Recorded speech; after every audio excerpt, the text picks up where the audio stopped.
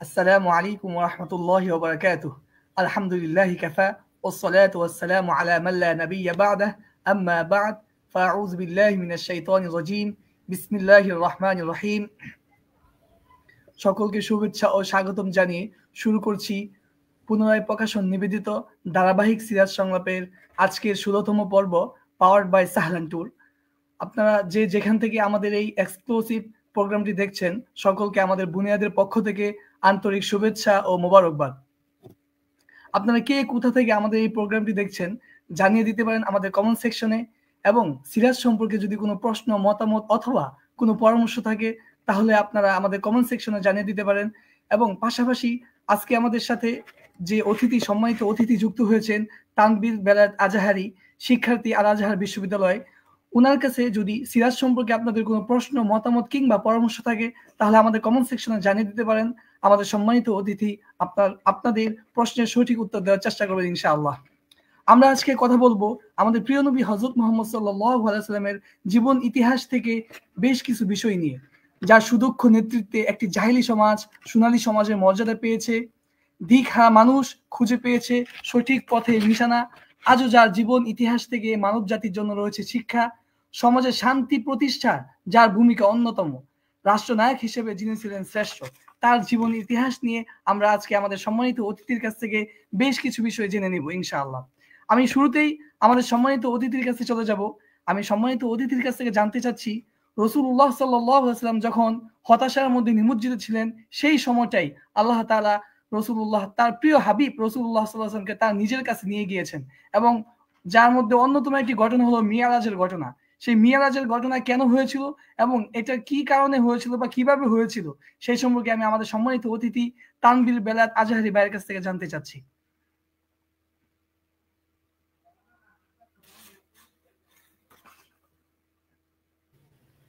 بسم الله الرحمن الرحيم. الحمد لله رب العالمين، والصلاة والسلام على رسول الله وعلى آله وصحبه وسلم تسليما كثيرا طيبا مباركا فيه إلى يوم الدين، وبعد. قال الله عز وجل في كلامه المجيد بعد أعوذ بالله من الشيطان الرجيم. بسم الله الرحمن الرحيم.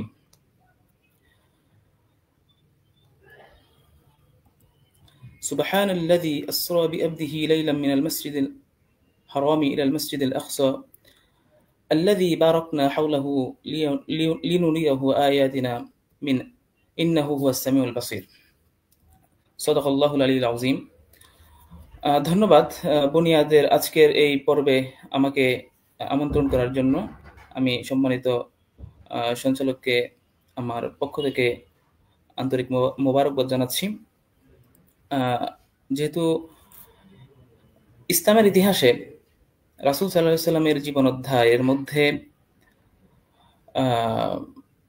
ইসরা এবং মেরাজ খুবই গুরুত্বপূর্ণ একটি পার্ট এবং সবচেয়ে সমালোচিত একটি পার্ট এবং খুব ইম্পর্টেন্ট একটি পার্ট। এটার উপর ভিত্তি করে অনেক সাহাবায়ে কেরামের মধ্যে দ্বন্দ্ব লেগে গিয়েছিল। আমরা যদি ইতিহাস ঘাঁটি তাহলে আমরা সেটা দেখতে পাই। সেটা যদি হয় এরকম, তাহলে কেমন হবে কাফেরদের মধ্যে এরকম ঘটনা। তো তার আগে আমি আসি কেন এই ইসরা এবং মেরাজ এটা ঘটিত হলো।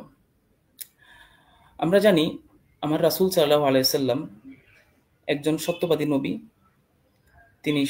তিনি সত্য, তিনি হক।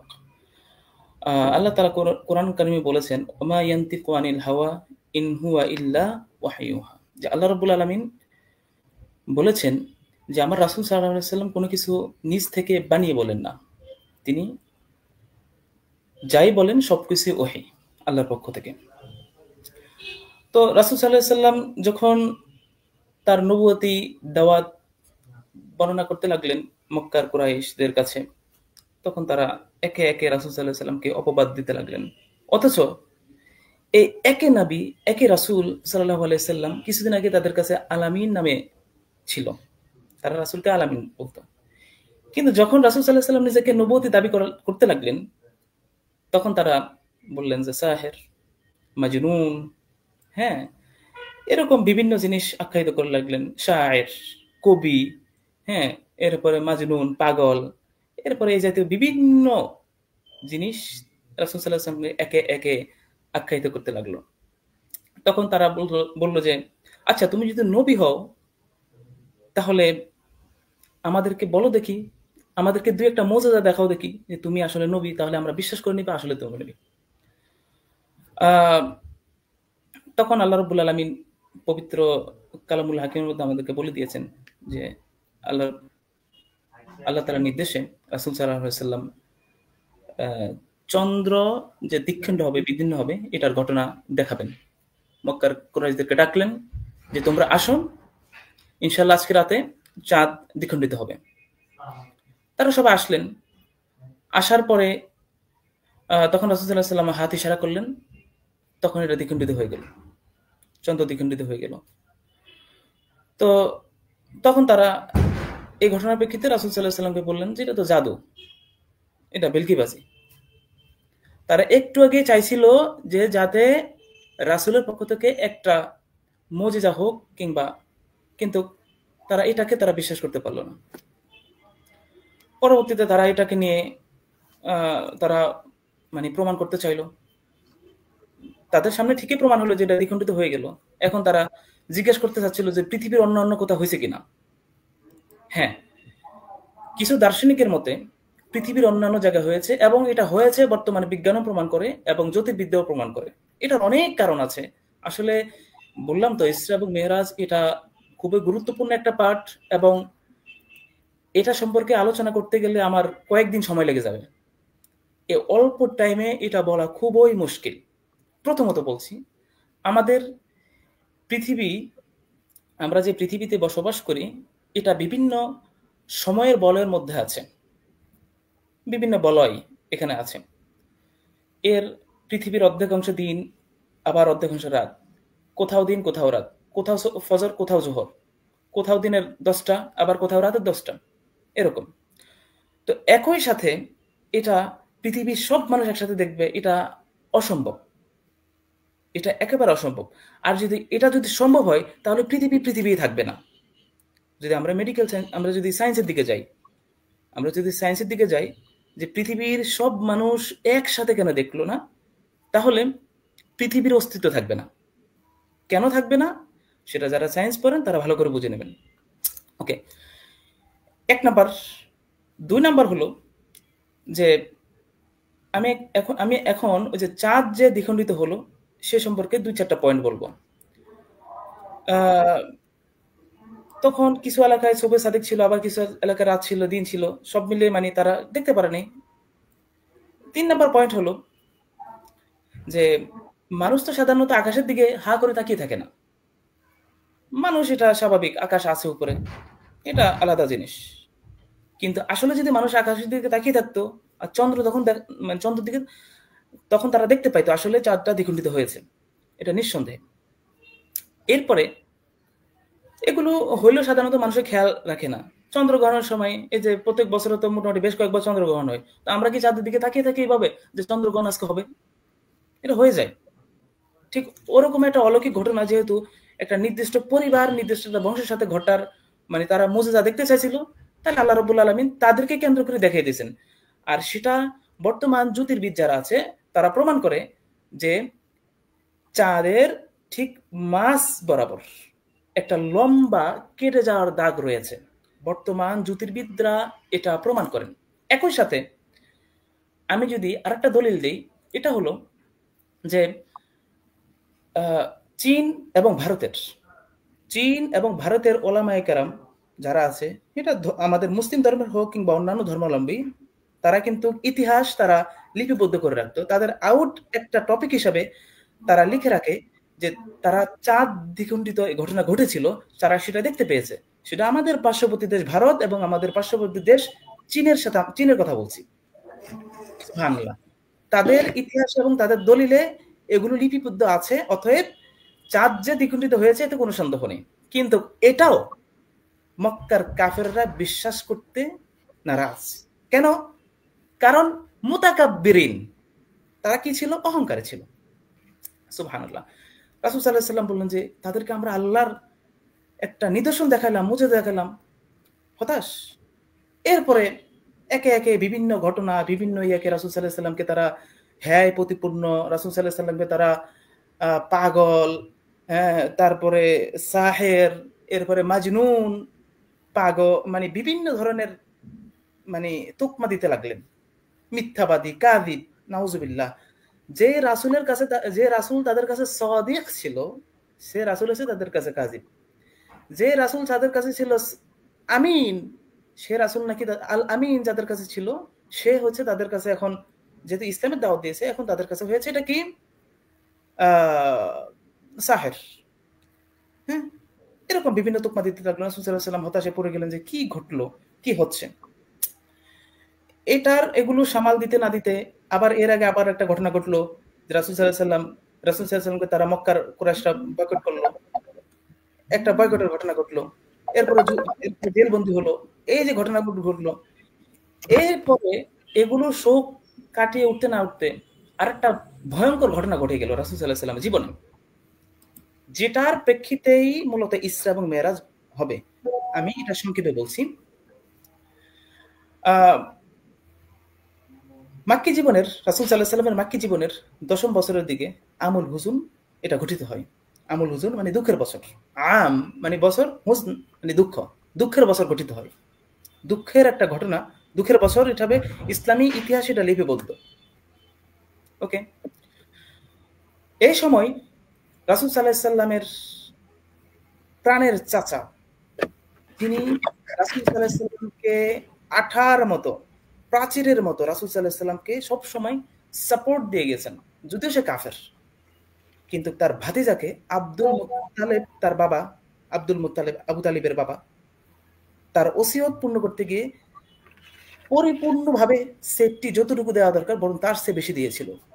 এই ব্যক্তি যখন মৃত্যুর শয্যায় শায়িত, তখন এক পাশে বসে আছে সাইয়েদনা মুহাম্মদুর রাসূলুল্লাহ সাল্লাল্লাহু আলাইহি ওয়াসাল্লাম, এবং অপর পাশে রাসূল সাল্লাল্লাহু আলাইহি ওয়াসাল্লামের প্রধান শত্রু যিনি আবু জাহেল, যিনি ছিল আবুল হেকাম নামে পরিচিত, কিন্তু ইসলামের ভাষায় তিনি হচ্ছে কি আবু জাহেল। রাসূল সাল্লাল্লাহু আলাইহি ওয়াসাল্লাম তার চাচাকে বললেন, চাচা আপনার কাছে কিচ্ছু চাই না, কিচ্ছু চাই না, জাস্ট আপনি বলুন লা ইলাহা ইল্লাল্লাহ। কিন্তু আবু জাহেল আবার ওদিক থেকে বলতেছে, হে আমাদের নেতা আবু তালিব, আপনি কি আপনার বাবার ধর্মকে আপনি অস্বীকার করবেন?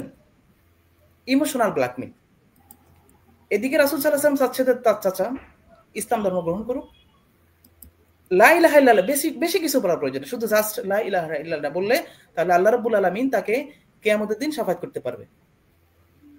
কিন্তু আবু জাহেল মানে রাসূল সাল্লাল্লাহু আলাইহি ওয়াসাল্লাম চাচ্ছে লা ইলাহা ইল্লাল্লাহ বলুক, এইভাবে পাল্টাপাল্টি মোটামুটি চলছে এখানে একটা সংলাপ। রাসূল বলছে এটা, আবু জাহেল বলছে এটা, রাসূল বলছে এটা, আবু জাহেল বলছে এটা।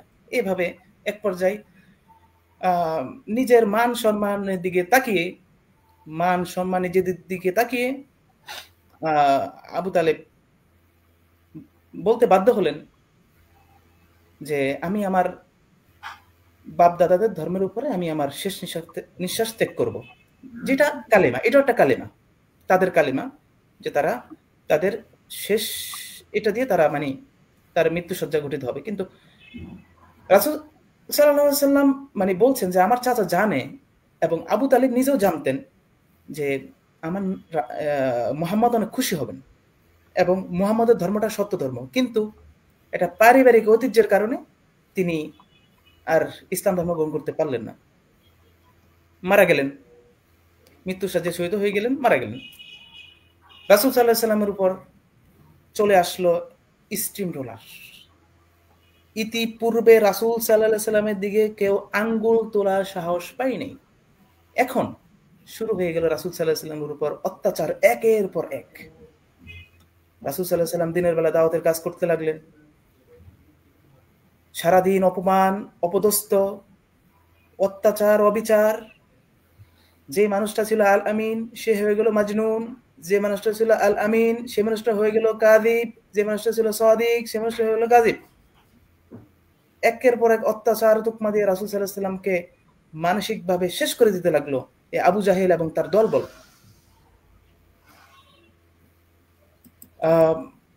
রাতের বেলা যখন তিনি বাসায় ফিরলেন, এসব শেষ করে যখন রাতের বেলা বাসায় আসতেন, তখন আমাদের আম্মা জান উম্মুল মুমিনিন খাদিজা রাদিয়াল্লাহু তাআলা আনহা, তিনি রাসূল সাল্লাল্লাহু আলাইহি ওয়াসাল্লামকে মানসিকভাবে সাপোর্ট করতেন। রাসূল সাল্লাল্লাহু আলাইহি ওয়াসাল্লামকে মানসিকভাবে সাপোর্ট করতেন যেন রাসূল সাল্লাল্লাহু আলাইহি ওয়াসাল্লাম ভেঙে না পড়েন। তো এই সাপোর্টটাও বেশি দিন টিকে নেই। রাসূল সাল্লাল্লাহু আলাইহি ওয়াসাল্লামকে আবু তালিব তার জীবদ্দশায় প্রায় ৪২ বছর সাপোর্ট করেছিল। আবু তালিব যখন মারা যায় তখন রাসূল সাল্লাল্লাহু আলাইহি ওয়াসাল্লামের বয়স ছিল ৫০ বছর, অর্থাৎ ৮ বছর থেকে ৪২, মোট ৮ বছর থেকে ৫০, সব মোট ৪২ থেকে ৪৩ বছর রাসূল সাল্লাল্লাহু আলাইহি ওয়াসাল্লামকে সাপোর্ট করলেন। কিন্তু এর ২ মাস পরে তার জীবনে আরেকটা, এই যে চাচার শোক কাটায় উঠতে না উঠতেই শুরু হয়ে গেল আরেক ভয়ঙ্কর শোক। সেটা কি? আম্মা জান আয়েশা রাদিয়াল্লাহু তাআলা আনহা চলে গেলেন ২ মাসের মাথায়। ২ মাস এর আশেপাশে এই সময়ের মধ্যে রাসূল সাল্লাল্লাহু আলাইহি ওয়াসাল্লাম আরেকটা ব্যথিত হলেন যে তার প্রাণের স্ত্রী, আমাদের প্রাণের মা খাদিজা রাদিয়াল্লাহু তাআলা আনহা চলে গেলেন, যিনি রাসূল সাল্লাল্লাহু আলাইহি ওয়াসাল্লামকে মানসিকভাবে সাপোর্ট করতেন, রাসূল সাল্লাল্লাহু আলাইহি ওয়াসাল্লামকে অর্থনৈতিকভাবে সাপোর্ট করতেন। এরকম এই দুইটা ঘটনা ঘটার সাথে সাথে রাসূল সাল্লাল্লাহু আলাইহি ওয়াসাল্লাম খুব ভয়ঙ্কর হতাশার মধ্যে নিজেকে নিমজ্জিত হয়ে গেলেন। এক পর্যায়ে রাসূল সাল্লাল্লাহু আলাইহি ওয়াসাল্লামের এরকম অবস্থা দেখে একদিকে রাসূল সাল্লাল্লাহু আলাইহি ওয়াসাল্লামের চাচা মারা গেল, যিনি তাকে সব প্রকার অত্যাচার থেকে সাপোর্ট দিতেন, আবার এদিকে তার স্ত্রী চলে গেলেন। রাসূল সাল্লাল্লাহু আলাইহি ওয়াসাল্লাম কি করবেন দিশেহারা হয়ে গেলেন। ইন্না মাআল উসরি ইউসরা, কষ্টের পরে আছে কি? শান্তি, স্বস্তি, আরাম। রাসূল সাল্লাল্লাহু আলাইহি ওয়াসাল্লামের এই বিষয়টা আল্লাহ রাব্বুল আলামিন উপর থেকে দেখলেন, আমার রাসূল তার ভালো নেই, যিনি হাবিবুল্লাহ, হাবিব, প্রাণের নবী তো ভালো নেই। রাসূল সাল্লাল্লাহু আলাইহি ওয়াসাল্লামকে সাক্ষাতের সুযোগের ব্যবস্থা করে দিলেন আল্লাহর সাথে দিদার হবে। এর কারণেই মূলত এই যে ঘটনাগুলো ঘটলো, এই কারণে ইসরা এবং মেরাজটা সংঘটিত হলো।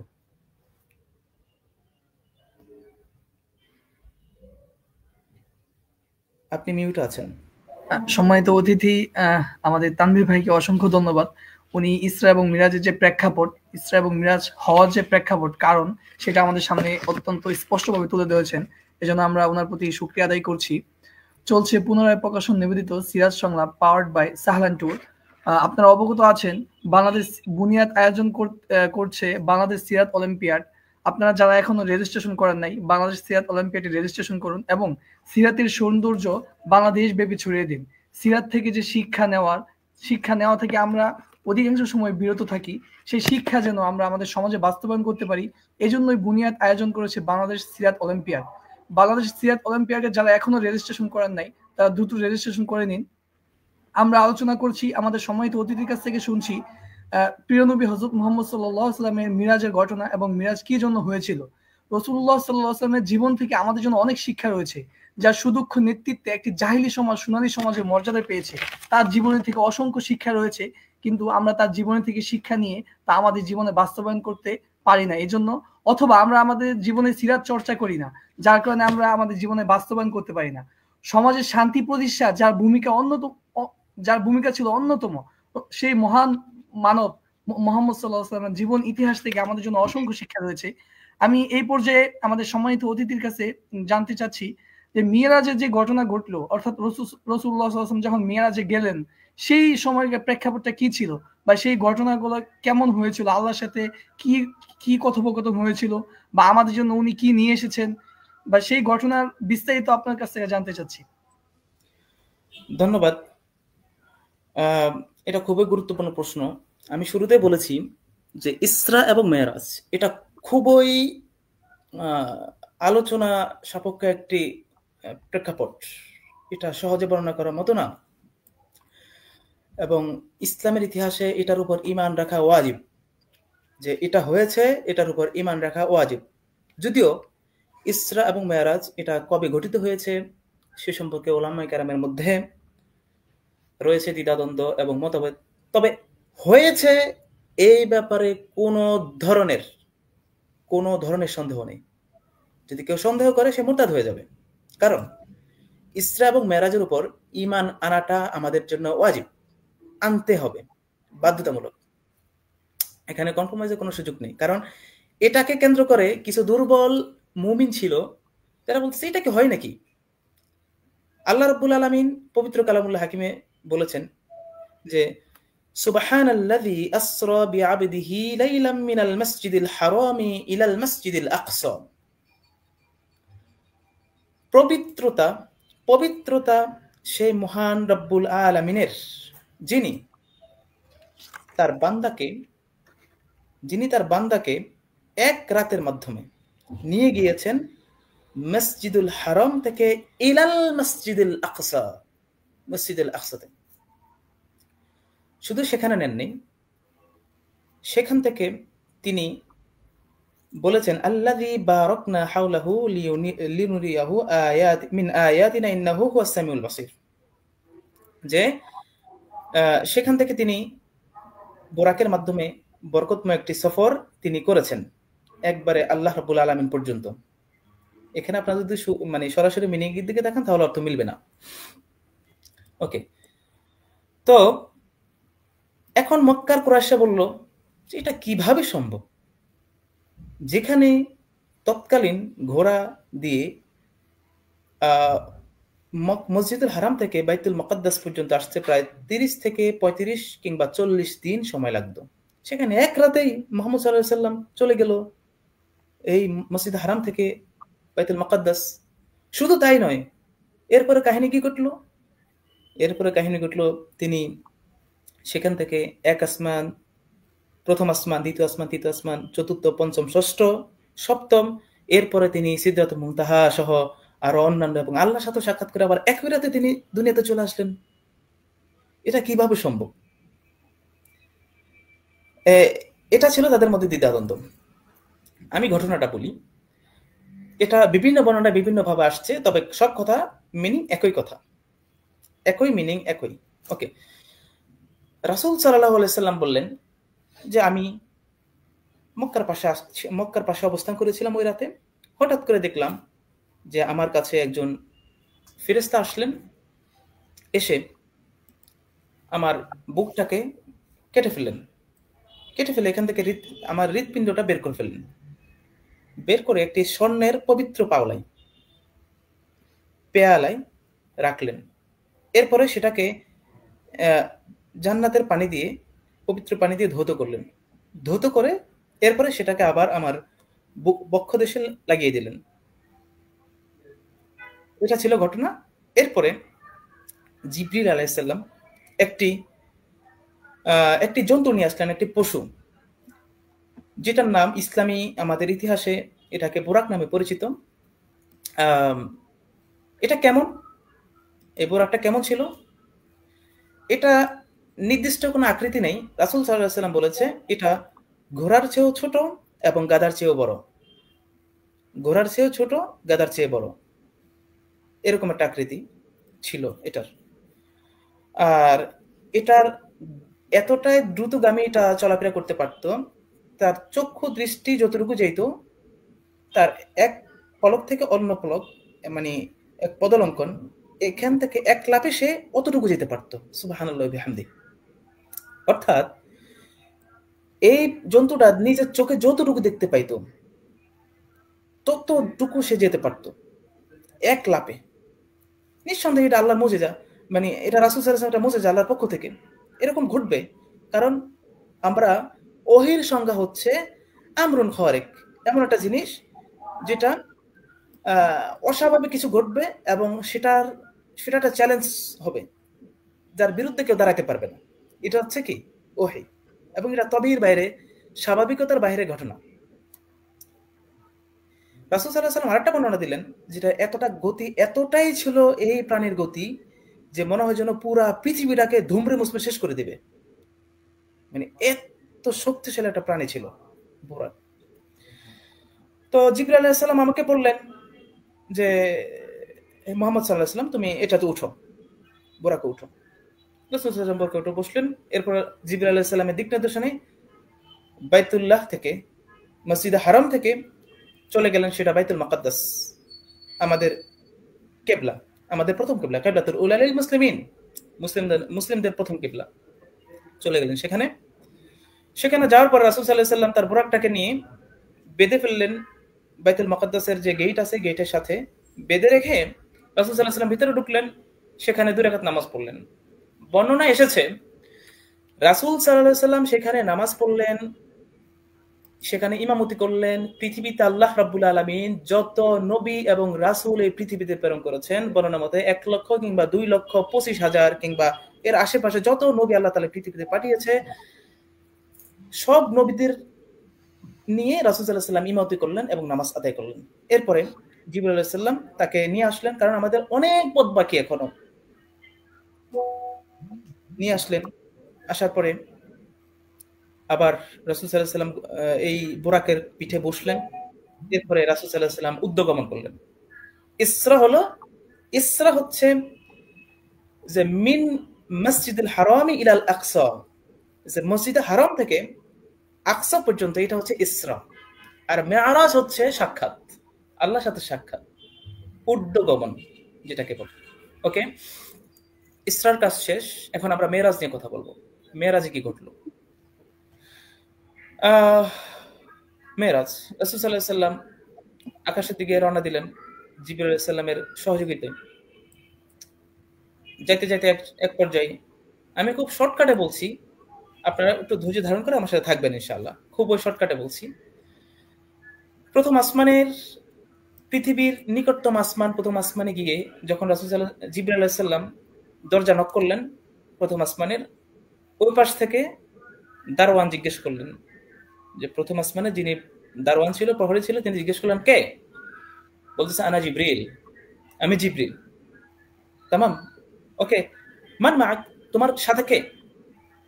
বলেন যে মাইয়া মুহাম্মাদুর রাসূলুল্লাহ সাল্লাল্লাহু আলাইহি ওয়াসাল্লাম। তখন তাকে বললেন যে তাকে কি আসার অনুমতি দেওয়া হলো?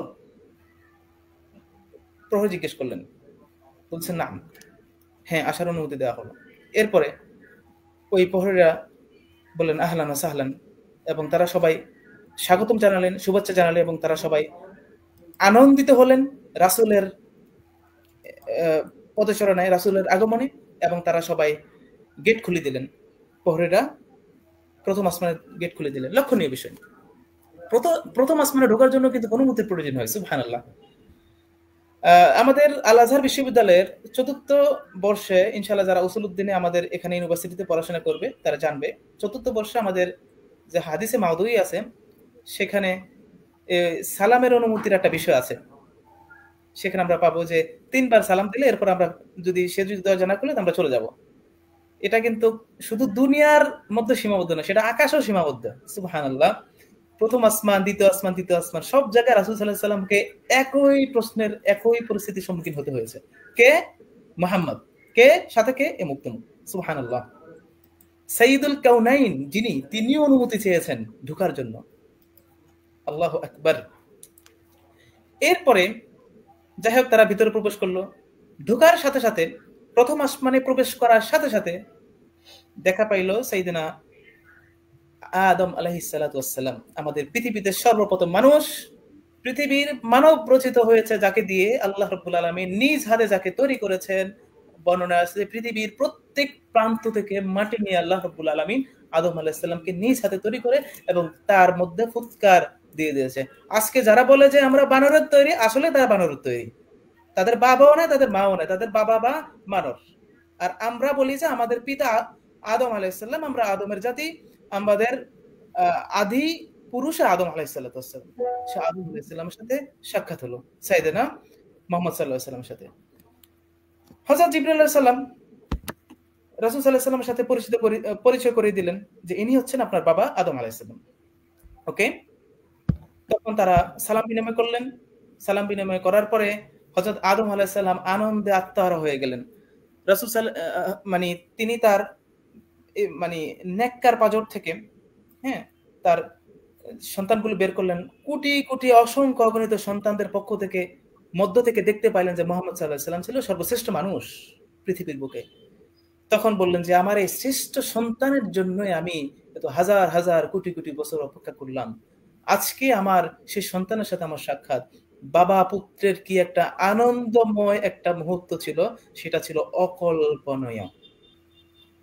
ওকে, তারা কথাবার্তা বললো, কথাবার্তা বলার পরে হযরত আদম আলাইহিস সালাম তার নবুয়তি স্বীকার করলেন, রাসূল সাল্লাল্লাহু আলাইহি ওয়াসাল্লামের নবুয়তি স্বীকার করলেন এবং তাকে সম্বর্ধনা দিলেন। যেহেতু শর্ট টাইম ছিল, তারা খুব বেশি কথাবার্তা বলতে পারলেন না, খুব আনন্দময় মুহূর্ত শেষও করতে পারলেন না, একটা অসমাপ্তি আনন্দ রেখে চলে গেলেন রাসূল সাল্লাল্লাহু আলাইহি ওয়াসাল্লাম দ্বিতীয় আসমানের দিকে, দ্বিতীয় ধাপের দিকে। সেখানে দেখতে পেলেন সাইয়েদনা ইয়াহইয়া আলাইহিস সালাম, ইয়াহইয়া ইবনে জাকারিয়া আলাইহিস সালাতু ওয়াসসালাম, আলাইহিমাস সালাতু ওয়াসসালাম। এরপরে দেখতে পেলেন সেখানে ঈসা আলাইহিস সালাম, অর্থাৎ এই দুইজন নবী দ্বিতীয় আসমানে আছে। তাদের সাথে কথা হলো, সাক্ষাৎ হলো, তারা অভিবাদন করলেন, একই সাথে সালাম দিলেন, সাক্ষাৎ হয়ে গেল। এরপরে তৃতীয় আসমানে গেলেন, সেখানে দেখতে পেলেন সাইয়েদনা ইউসুফ আলাইহিস সালাতু ওয়াসসালাম। সাইয়েদনা ইউসুফ আলাইহিস সালাম আমাদের এই মিশরের মানুষ, তিনি মিশরের একজন মন্ত্রী ছিল। আমার কাছে মাঝে মধ্যে খুব ভালো লাগে, আলহামদুলিল্লাহ আমি সেই মিশরে আছি যে মিশর রাসূল, আমার আল্লাহর নবী, আল্লাহর রাসূল সাইয়েদনা ইউসুফ আলাইহিস সালাতু ওয়াসসালাম শাসন করেছিল। খুব ভালো লাগে আলহামদুলিল্লাহ। তো মুসা আলাইহিস সালামের কথা বলতে গেলে আমি খুব অশ্রুসিক্ত হই, এবং খুব অমায়িক কিছু ঘটনা ঘটেছে এবং খুবই দুর্বিষহ কিছু ঘটনা ঘটেছে সাইয়েদনা ইউসুফ আলাইহিস সালামের জীবনে। যাই হোক, সেদিকে যাচ্ছি না। সাইয়েদনা ইউসুফ আলাইহিস সালামের ব্যাপারে আল্লাহ রাসূল সাল্লাল্লাহু আলাইহি ওয়াসাল্লাম বললেন যে তাকে পৃথিবীর অর্ধেক সৌন্দর্য দান করেছে। সুবহানাল্লাহ। তার মানে কি, এই পৃথিবীতে পূর্ণিমার চাঁদের চেয়েও সুন্দর ছিল রাসূলুল্লাহ সাল্লাল্লাহু আলাইহি ওয়াসাল্লাম, এবং তার অর্ধেক সৌন্দর্য আল্লাহ রাব্বুল আলামিন সাইয়েদনা ইউসুফ আলাইহিস সালামকে দিয়েছিল।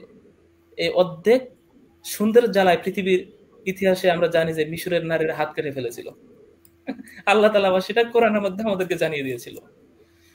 তো সাইয়েদনা ইউসুফ আলাইহিস সালামের সাথে এখানে সাক্ষাৎ হলো, দেখা সাক্ষাৎ হলো, কথাবার্তা হলো, একই সাথে একই ধারায় তারা মানে অতৃপ্তি অসমাপ্তি একটা সমাপ্তি ঘটলো। এরপরে তারা চলে গেলেন চতুর্থ আসমানে। ইউসুফের সাথে সাক্ষাৎ শেষ, চতুর্থ আসমানে চলে গেলেন। ঘটনা কিন্তু একই, কে? জিব্রিল। কে আছে সাথে? মুহাম্মদ। তাকে কি অনুমতি দেওয়া হয়েছে? হ্যাঁ, দিয়েছে। ওকে, আহলান ওয়া সাহলান। একই ঘটনা ঘটতেছে কিন্তু এর মাঝে, প্রথম, দ্বিতীয়, তৃতীয়, চতুর্থ, পঞ্চম, ষষ্ঠ, সপ্তম। সাইয়েদনা ইদ্রিস আলাইহিস সালামের সাথে সাক্ষাৎ হলো রাসূল সাল্লাল্লাহু আলাইহি ওয়াসাল্লামের সাথে চতুর্থ আসমানে। চতুর্থ আসমানে সাক্ষাৎ শেষে রাসূল সাল্লাল্লাহু আলাইহি ওয়াসাল্লাম চলে গেলেন পঞ্চম আসমানে। সেখানে সাইয়েদনা হারুন আলাইহিস সালামের সাথে সাক্ষাৎ হলো, সাইয়েদনা হারুন আলাইহিস সালামের সাথে। এখানে প্রাসঙ্গিকভাবে বলে রাখি, সাইয়েদনা ইউসুফ আলাইহিস সালাম, সাইয়েদনা ঈসা আলাইহিস সালাম এবং সাইয়েদনা ইয়াহইয়া আলাইহিস সালাম, তারা দুজন কিন্তু আত্মীয় ছিল, একই ফ্যামিলির মানুষ ছিল, একই ফ্যামিলির মানুষ। যাই হোক, হারুন আলাইহিস সালামের সাথে সাক্ষাৎ হওয়ার পরে, পঞ্চম আসমানে যাওয়ার পরে হারুন আলাইহিস সালামের সাথে সাক্ষাৎ, হারুন আলাইহিস সালামের সাথে সাক্ষাৎ হওয়ার পরে রাসূল সাল্লাল্লাহু আলাইহি ওয়াসাল্লাম চলে গেলেন জিবরাইল আলাইহিস সালামের মাধ্যমে ষষ্ঠ আসমানে। সেখানে যাওয়ার পরে দেখা পেলেন সাইয়েদনা মুসা আলাইহিস সালামের সাথে। মুসা আলাইহিস সালাম তো সেখানে দেখতে, মুসা আলাইহিস সালামের সাথে দেখার পরে সাক্ষাৎ হলো। এখানে বিশাল ঘটনা ঘটে গেছে, ইনশাআল্লাহ আমরা বলবো কিছুক্ষণ পরে। এখানে দেখা সাক্ষাৎ হলো, দেখা সাক্ষাৎ হওয়ার পরে সাইয়েদনা মুসা আলাইহিস সালাম কান্নাকাটি করা শুরু করে দিলেন। বললেন যে কেন কানলেন, কেন কাঁদতেছেন আপনি? বলতেছে, আমার পরে এই পৃথিবীতে এমন একজন যুবককে নবুয়তি দেওয়া হলো যার উম্মতের সংখ্যা আমার উম্মতের চেয়ে বেশি হবে। এটার জন্য মানে হযরত মুসা আলাইহিস সালাম কান্নাকাটি করতে লাগলেন। এখানে আরো কিছু কথা আছে, পরবর্তীতে বলবো ইনশাআল্লাহ। সপ্তম আসমানে চলে গেলেন সাইয়েদনা মুহাম্মদুর রাসূলুল্লাহ সাল্লাল্লাহু আলাইহি ওয়াসাল্লাম। সেখানে যাওয়ার পরে সেখানে দেখতে পেলেন আমাদের আবুল আম্বিয়া, আমাদের জাতির পিতা, ইব্রাহিম আলাইহিস সালাম। কোন ছাগল পাগল আমাদের জাতির পিতা না, আমাদের জাতির পিতা হযরত ইব্রাহিম আলাইহিস সালাম। আমি আবারও বলছি, সবাইকে কান খাড়া করে শুনতে বলছি যে আমাদের জাতির পিতা হযরত ইব্রাহিম আলাইহিস সালাম। যে ব্যক্তি দ্বিতীয় আচরণ করবে সে কুফরি চিন্তা লালন করবে। আমাদের জাতির পিতা হযরত ইব্রাহিম আলাইহিস সালামের সাথে সাক্ষাৎ হলেন, তিনি দেখতে পেলেন যে আমাদের জাতির পিতা হযরত ইব্রাহিম আলাইহিসসালাম আমাদের তিনি বাইতুল মামুরের সাথে এভাবে হেলান দিয়ে দাঁড়িয়ে আছেন। দেখা হলো, সাক্ষাৎ হলো, সালাম বিনিময় হলো। হযরত ইব্রাহিম আলাইহিস সালাম খুশি হয়ে গেলেন, সালাম বিনিময় করলেন, কথা হলেন। এরপরে রাসূল সাল্লাল্লাহু আলাইহি ওয়াসাল্লাম দুনিয়াতে এসে, পৃথিবীতে এসে বললেন যে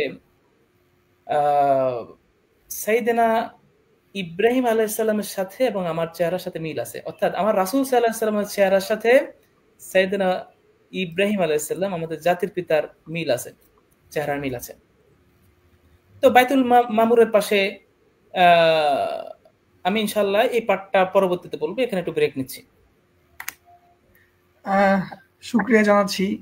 মিরাজের যে অত্যন্ত গুরুত্বপূর্ণ আলোচনা, সেই আলোচনা আমাদের সম্মানিত অতিথি তানভীর বেলায়েত আজহারি ভাই অত্যন্ত স্পষ্ট করে তুলে ধরেছেন কিভাবে মিরাজ সংগঠিত হচ্ছে, রাসূল সাল্লাল্লাহু আলাইহি ওয়াসাল্লাম কিভাবে যাচ্ছে, কখন যাচ্ছে, কার সাথে দেখা হচ্ছে। এই বিষয়গুলো আমাদের অনেকের অজানা। এই বিষয়গুলো আমাদেরকে জানানোর জন্য আমরা কৃতজ্ঞতা প্রকাশ করছি। চলছে পুনরায় প্রকাশন নিবেদিত সিরাজ সংলাপ পাওয়ার্ড বাই সাহলান ট্যুর। আপনারা যে যেখান থেকে আমাদের সাথে যুক্ত হয়েছেন সকলকে আমাদের বুনিয়াদের পক্ষ থেকে আন্তরিক শুভেচ্ছা ও মোবারকবাদ। সেই সাথে সাথে আমি আপনাদেরকে জানিয়ে দিতে চাচ্ছি, আমাদের বুনিয়াদ আয়োজন করতে যাচ্ছে সিরাত অলিম্পিয়াড বাংলাদেশ সিরাত অলিম্পিয়াড। আপনারা যারা সিরাতের সৌন্দর্যকে বাংলাদেশে ছড়িয়ে দিতে চান এবং সিরাতের যে শিক্ষা, সেই শিক্ষা নিজেদের জীবনে বাস্তবায়ন করতে চান, তাদের জন্য বুনিয়াদ আয়োজন করেছে বাংলাদেশ সিরাত অলিম্পিয়াড। আপনারা যারা এখনো রেজিস্ট্রেশন করেন নাই বাংলাদেশ সিরাত অলিম্পিয়াডে, আপনারা অতি দ্রুত বাংলাদেশ সিরাত অলিম্পিয়াডে রেজিস্ট্রেশন করুন এবং সিরাতের সৌন্দর্য নিজের জীবনে এবং নিজের সামাজিক জীবনে, পারিবারিক জীবনে এবং রাষ্ট্রীয় জীবনে সিরাতকে বাস্তবায়ন করুন এবং আমাদের বুনিয়াদের সাথে থাকুন। বুনিয়াদের সাথে থেকে সিরাতকে ছড়িয়ে দিন দেশব্যাপী। সম্মানিত অতিথি আমাদের তানভীর বেলায়েত আজহারের কাছে আমরা সর্বশেষ যে বিষয়টি জানতে যাব, যে এই যে মেরাজ হলো এবং মেরাজের যে ঘটনাগুলো পর্যায়ক্রমে ঘটলো এবং সর্বশেষ উনি যখন এই মেরাজের থেকে ফিরে আসলেন পৃথিবীতে, অর্থাৎ যখন সালাত আমাদের জন্য সালাত ফরজ করা হলো এই মেরাজের রাত্রিতে, সেই ঘটনাগুলো কেমন ছিল বা সেই জিনিসগুলো কিভাবে ঘটলো এবং পর্যায়ক্রমে কি কোত্থেকে কি হয়েছে, আমরা এই জিনিসটা আপনার কাছে জানতে চাচ্ছি। ধন্যবাদ আমার প্রিয় ভাই সিয়াম বিন আসাদ। চমৎকার প্রশ্ন, যে আসলে আমাদের ইসলামের স্তম্ভ 5টি: কালিমা, নামাজ, রোজা, যাকাত, হজ। এটা আমাদের ইসলামের মূল ভিত্তি। একটা বিল্ডিং যখন তৈরি করা হয় তার ফাউন্ডেশন প্রয়োজন হয়। ইসলামের ফাউন্ডেশন এই 5টা।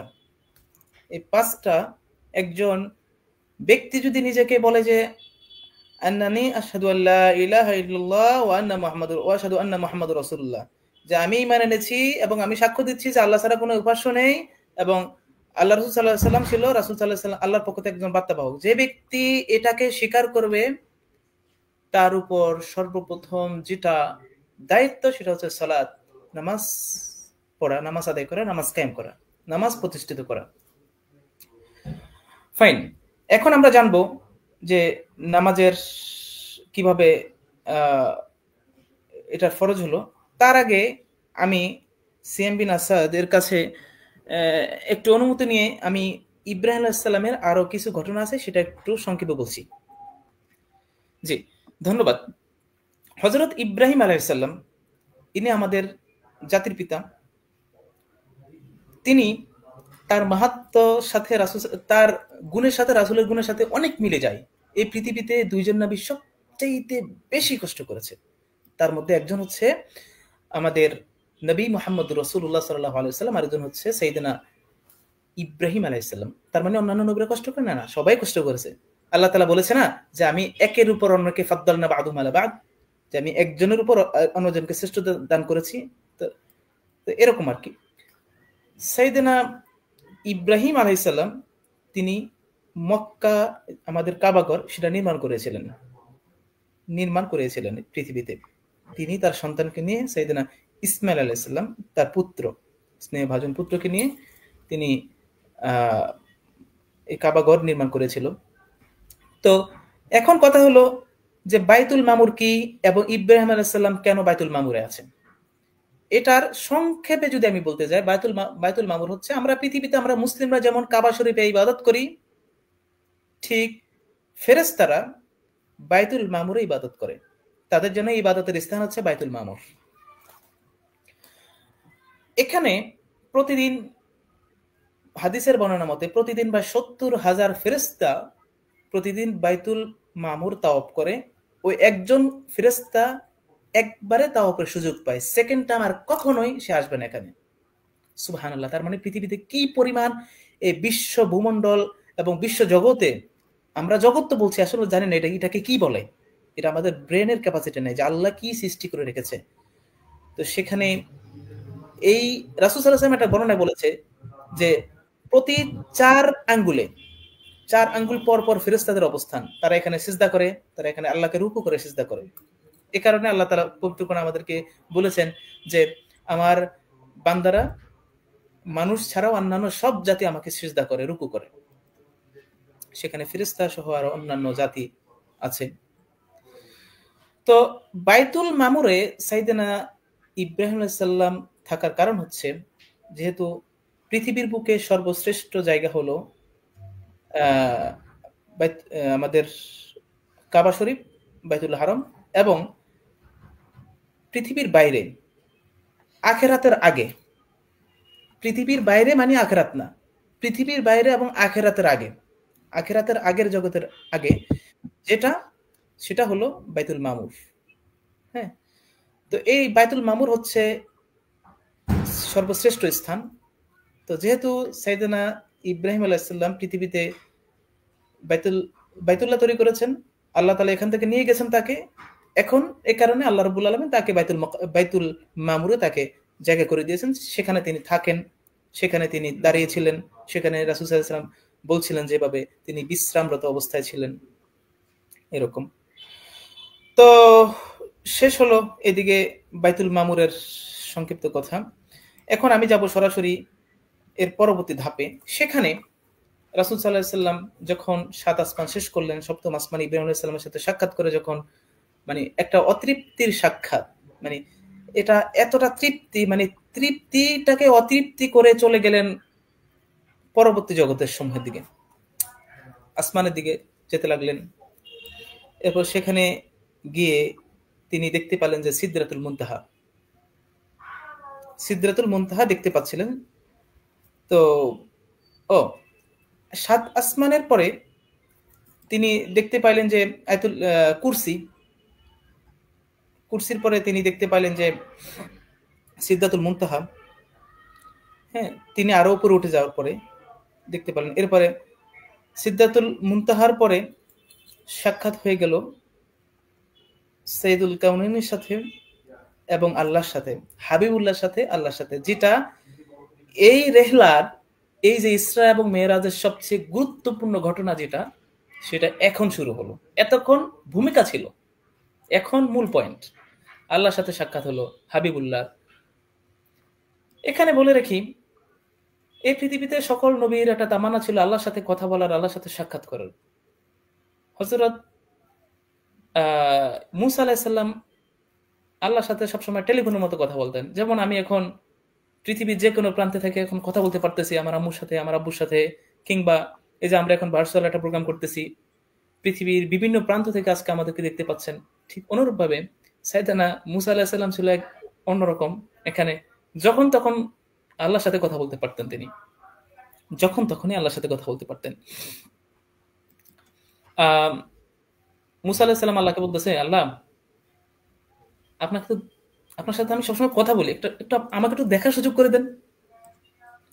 এটা তামান্না করেছিল সাইয়েদনা মুসা আলাইহিস সালাম, কিন্তু আল্লাহ রাব্বুল আলামিন এটা পূর্ণ করেছে সাইয়েদনা মুহাম্মদুর রাসূলুল্লাহ বলি সাল্লাল্লাহু আলাইহি সাল্লাম। যারা সবাই আজকে আমাদের লাইভটি দেখছেন, সবাই একবার করে সাল্লাল্লাহু আলাইহি সাল্লাম লিখুন। রাসূল সাল্লাল্লাহু আলাইহি সাল্লামের সাথে আল্লাহর সাথে সাক্ষাৎ হলো, আল্লাহ দিদার নসিব হলো, আল্লাহর সাথে সাক্ষাৎ হলো। সাক্ষাতের পরে এখন এখানে একটা ঘটনা হয়েছে, যে ঘটনা হচ্ছে যে আল্লাহকে কি রাসূল সাল্লাল্লাহু আলাইহি সাল্লাম দেখেছে নাকি দেখেনি? এটা একটা খুব মোস্ট ইম্পর্টেন্ট একটা আকীদাগত প্রশ্ন। যারা বলছে আল্লাহকে দেখেছে সেটাও সঠিক, যারা বলছে আল্লাহকে দেখে নাই সেটাও সঠিক। আমরা অসতে থাকবো, আমরা অতি বাড়াবাড়ি করতে যাব না এখানে। যারা বলতেছে আল্লাহকে দেখে নেই, ওকে আল্লাহকে দেখেনি। যারা বলছে আল্লাহকে দেখেছে, ওকে আল্লাহকে দেখেছে। যারা বলছে আল্লাহকে দেখেনি তাদের কাছে দলিল আছে, যারা বলছে আল্লাহকে দেখছে তাদের কাছে দলিল আছে, দুটাই দলিল আছে। তবে সর্বসম্মতিক্রমে আমরা দুইটার একটাকেও ফেলে দিতে পারতেছি না।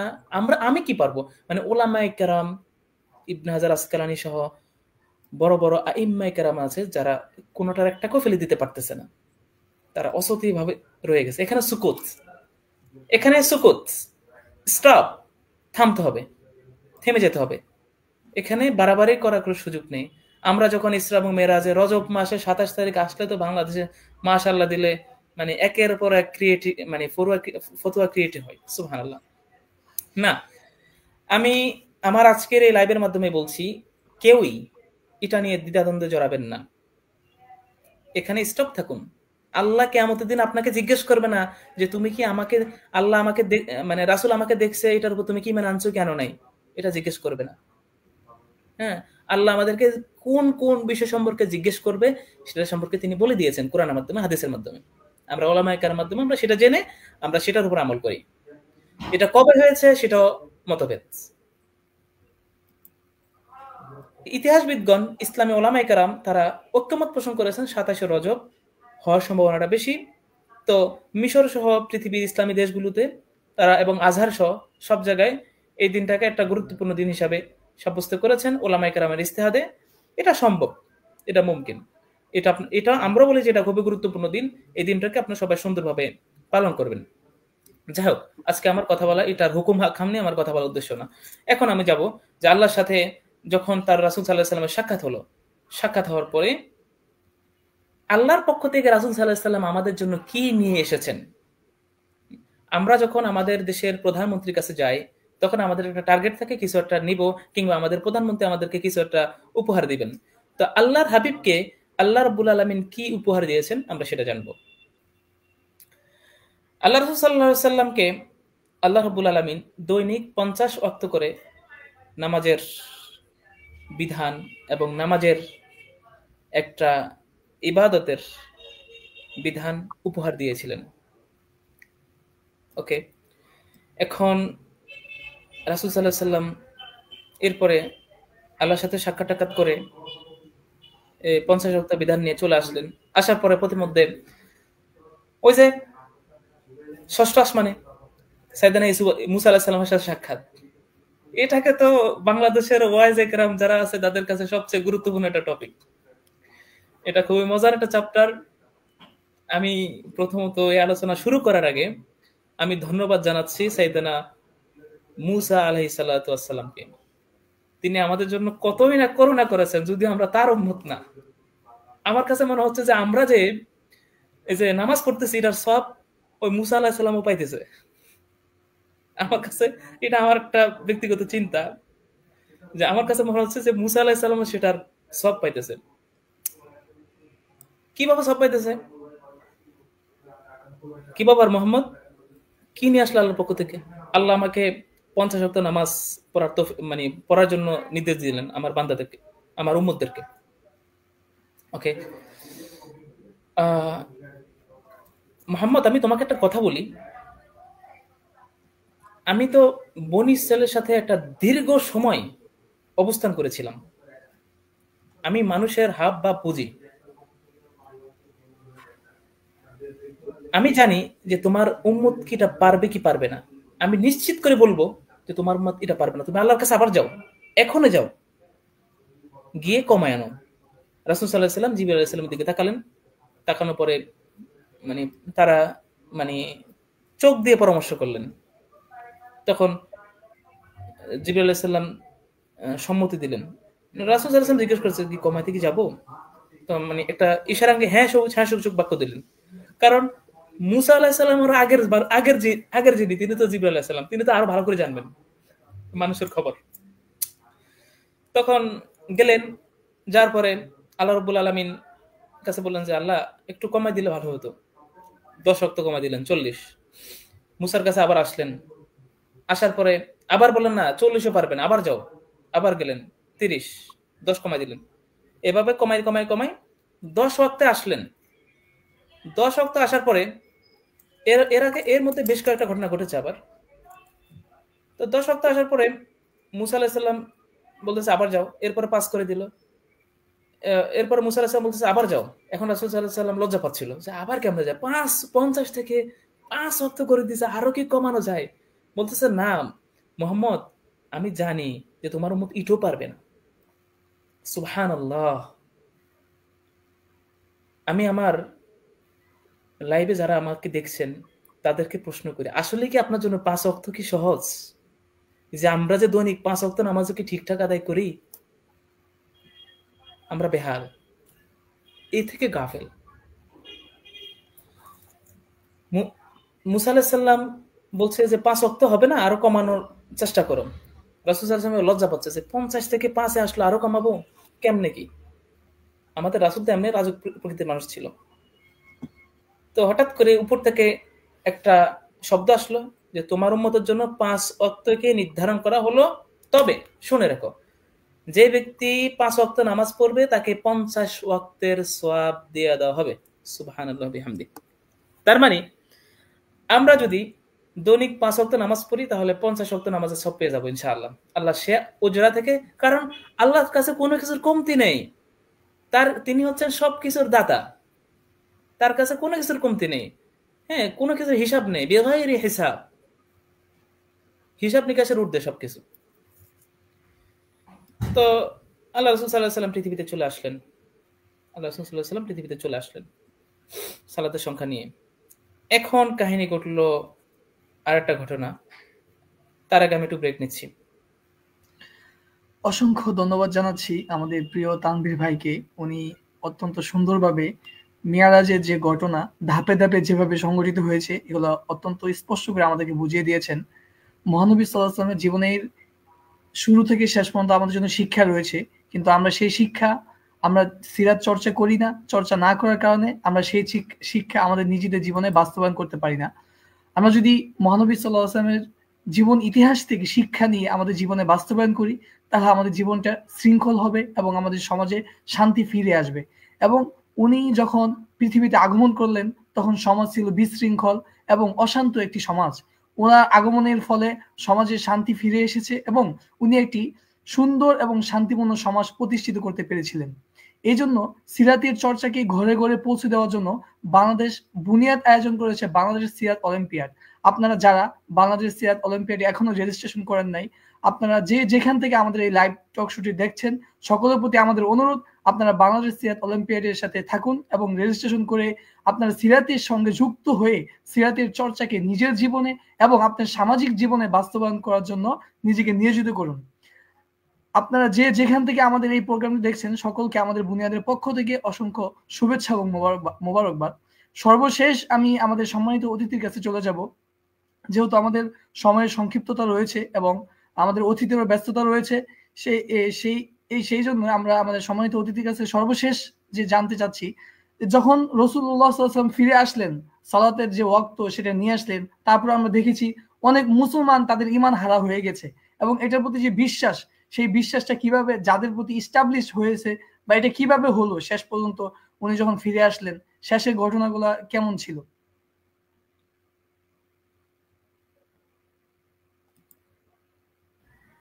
ধন্যবাদ।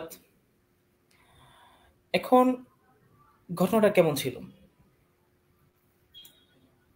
রাসূল সাল্লাল্লাহু আলাইহি ওয়াসাল্লাম পৃথিবীতে চলে আসলেন ওই একই রাতে, যেটা আল্লাহ তাআলা আমাদেরকে পবিত্র করেন সূরা বনী ইসরাঈলের 1 নম্বর আয়াতের মধ্যে বলেছেন যে তিনি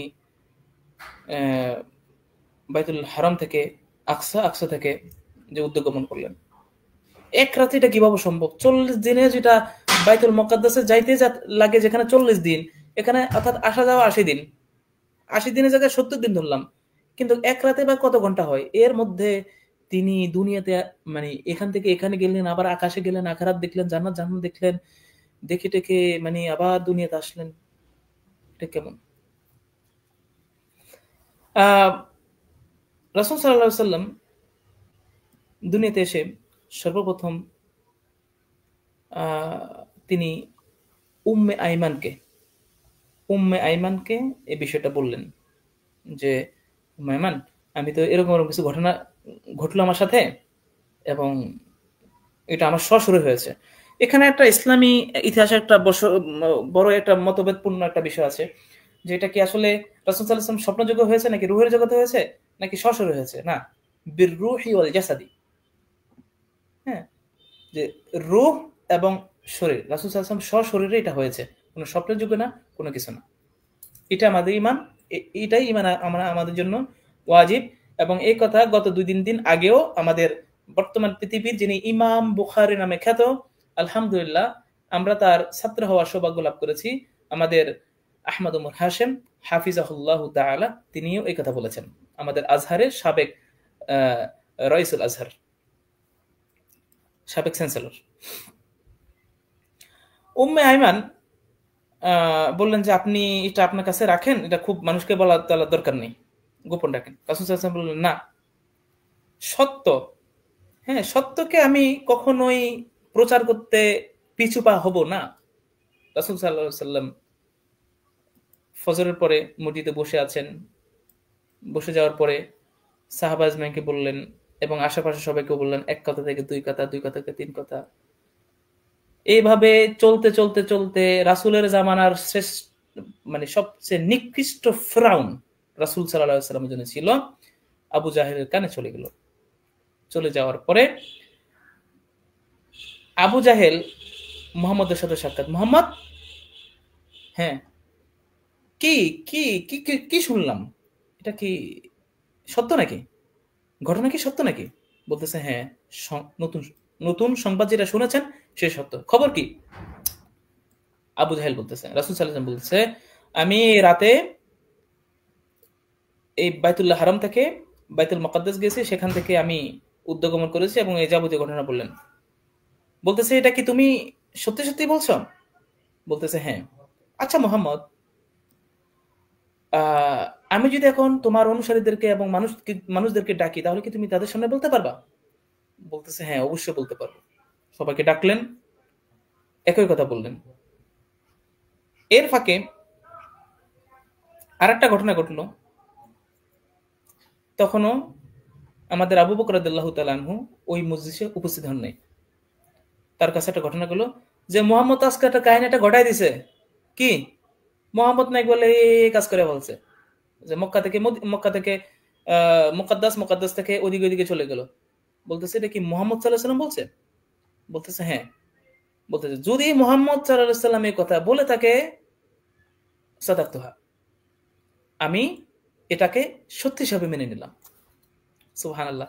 এই কারণে সিদ্দিক ভূষিত হয়েছিল আমাদের খলিফাতুল মুমিনিন, যে আবু বকর সিদ্দিক রাদিয়াল্লাহু তাআলা আনহু। এখানে যে মজার ঘটনাটি ঘটলো, যে আবু বকর সিদ্দিক রাদিয়াল্লাহু তাআলা আনহুকে যখন বলা হলো, আবু বকর সিদ্দিক রাদিয়াল্লাহু তাআলা বললেন, যদি রাসূল বলে থাকে তাহলে সত্য। কারণ কি? কারণ ওমা ইয়ানতিকু আনিল হাওয়া ইন হুয়া ইল্লা ওয়াহয়ুহা, রাসূল সাল্লাল্লাহু আলাইহি ওয়াসাল্লামের কাছে সবকিছু ওহী হিসাবে আসে, তিনি কোনো কিছু বানাই বলার দুঃসাহস রাসূলের কাছে নাই, এবং কোনো কিছু তিনি বানিয়ে বলবেন না। হাওয়ায় রাসূলের কাছে কোনো কিছু আসবে না, যা বলবে সবই ওহী। আমি আমার অডিয়েন্সদেরকে অল্প 5 থেকে 10 মিনিটের মধ্যে ইনশাআল্লাহ আমি আমার আলোচনা শেষ করব, খুবই শেষ পর্যায়ে চলে আসছি। নামাজ 50 ওয়াক্ত হয়ে গেল। এরপরে রাসূল সাল্লাল্লাহু আলাইহি ওয়াসাল্লাম দুনিয়াতে চলে আসলেন, এই ঘটনা ঘটলো। এরকম ঘটনা ঘটার পরে এখন রাসূল সাল্লাল্লাহু আলাইহি ওয়াসাল্লামকে তারা মানে আরো বর্জনা করতে শুরু করলো, মুহাম্মদ তো পাগল হয়ে গেছে, হাততালি দিল, শীষ বাজলো, লুলু বাজানো শুরু করলো তারা, যেটা এখনো আরবে পরিচালিত আছে। আমরা যারা আরব বিশ্বে আছি আমরা দেখি যে আরবরা কিন্তু বাংলাদেশের হিন্দুদের মতো কিন্তু কোনো একটা আনন্দ কিংবা কোনো কিছু উৎপন্ন হলে তারা লুলু দেয়, এটা কিন্তু তখনও দিয়েছিল। রাসূল সাল্লাল্লাহু আলাইহি ওয়াসাল্লাম তো আরো বিপাকে, মানে কি এক অবস্থার মধ্যে পড়ে গেলেন, খুব অস্বস্তিকর একটা অবস্থা। তো এগুলি ছিল মূলত মানে ইসরা মেরাজের একবারে সংক্ষিপ্ত ঘটনা। হ্যাঁ, তো এখন এখান থেকে আমাদের একটা শিক্ষা বলার আগে আমি আর একটা ঘটনা বলি, যে সংক্ষিপ্ত আকারে, সেটা হচ্ছে যে তারা দলিল জানতে চাইলেন যে যদি তুমি যেয়ে থাকো বলো তো দেখি তাহলে, যে বাইতুল মুকাদ্দাস কেমন, রাসূল সাল্লাল্লাহু আলাইহি ওয়াসাল্লাম পাই টু পাই, এটা ইট এরকম, এটা দরজা এরকম, এতটি জানালা আছে, এতটি দরজা আছে, সবকিছু বলে দিলেন।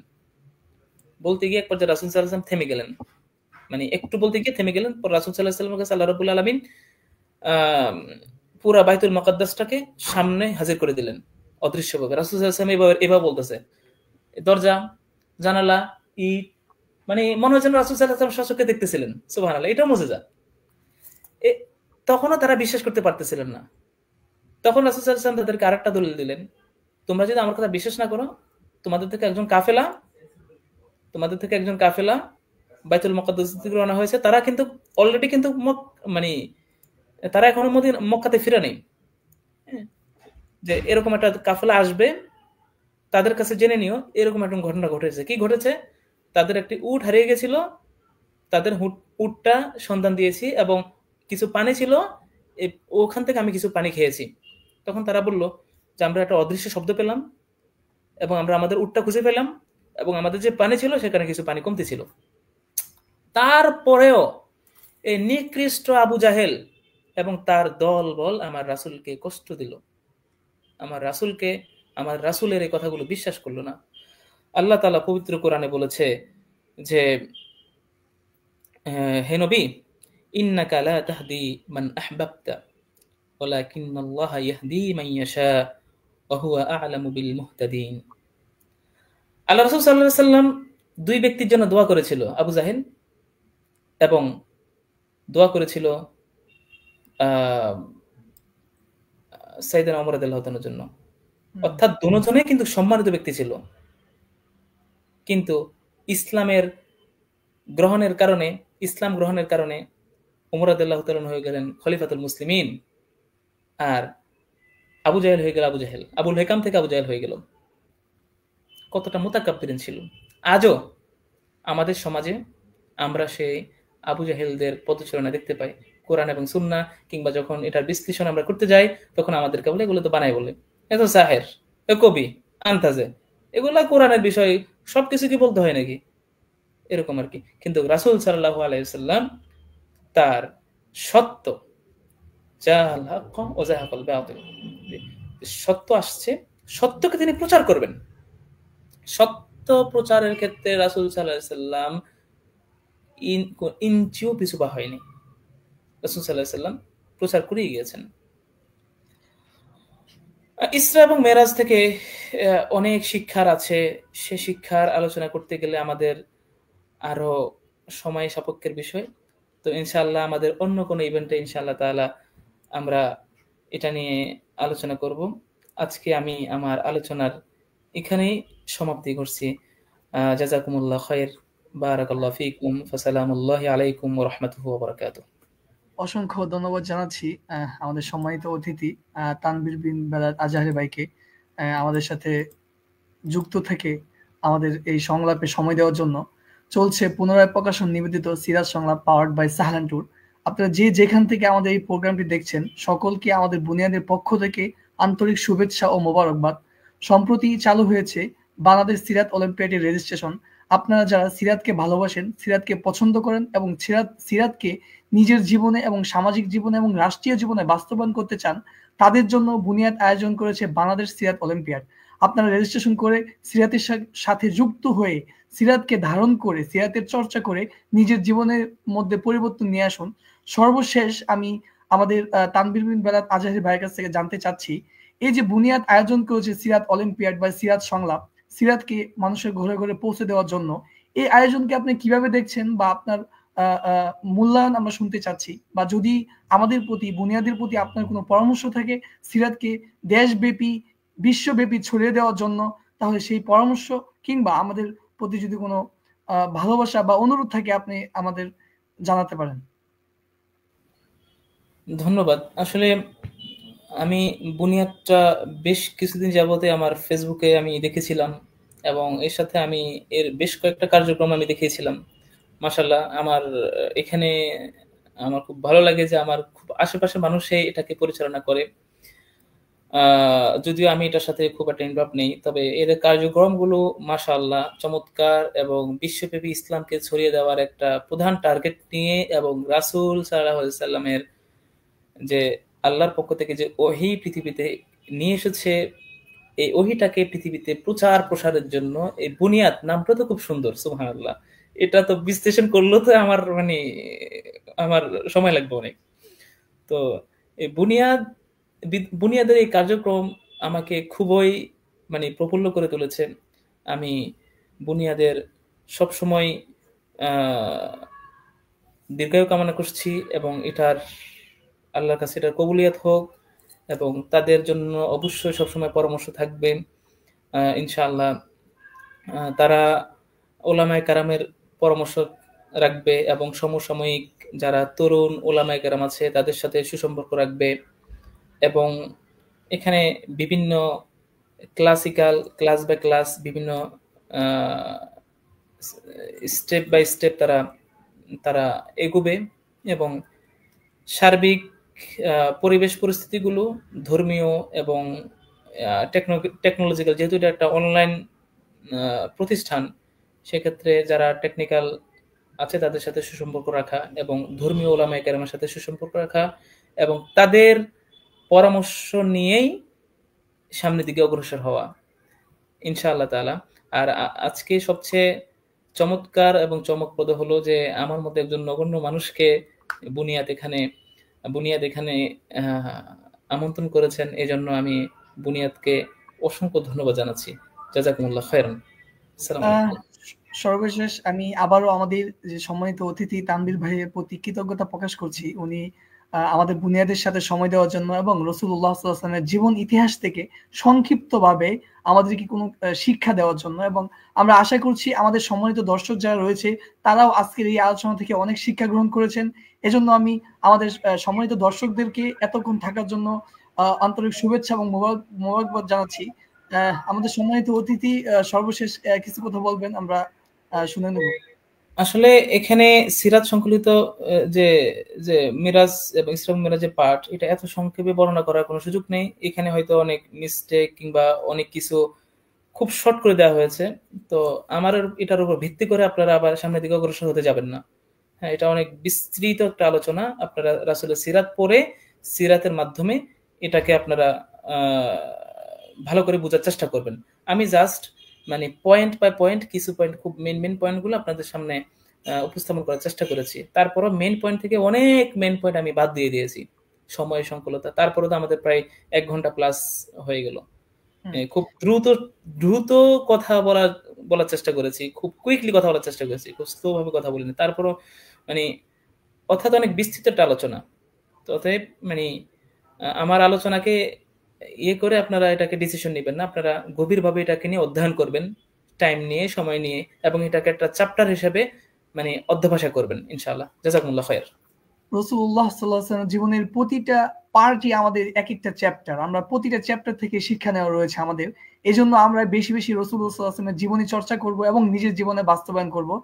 সর্বশেষ আমাদের বুনিয়াদি যারা দর্শক শ্রোতা রয়েছেন সকলকে আমাদের পক্ষ থেকে আন্তরিক শুভেচ্ছা ও মোবারকবাদ। আপনারা ধৈর্য ধরে এতক্ষণ আমাদের সম্মানিত অতিথির আলোচনা শোনার জন্য আপনাদের প্রতি আবারও কৃতজ্ঞতা প্রকাশ করছি, এবং আমাদের যে ধারাবাহিক এই সিরাজ সংলাপ চলমান থাকবে। এবং সর্বশেষ আমি আপনাদেরকে আহ্বান জানাবো, পরবর্তীতে আমরা যে ইভেন্ট গুলো নিয়ে আসবো সেই ইভেন্ট গুলোতে আপনারা আমাদের সাথে থাকবেন, পাশে থাকবেন, এবং আমাদেরকে পরামর্শ দিয়ে আমাদের সাথে যুক্ত থাকবেন। আজকের মতো আমরা এখানেই শেষ করছি। আমাদের ধারাবাহিক সংলাপে আগামীকাল আপনাদের সাথে আবার দেখা হবে ইনশাআল্লাহ। আসসালামু আলাইকুম ওয়া রাহমাতুল্লাহি ওয়া বারাকাতুহু।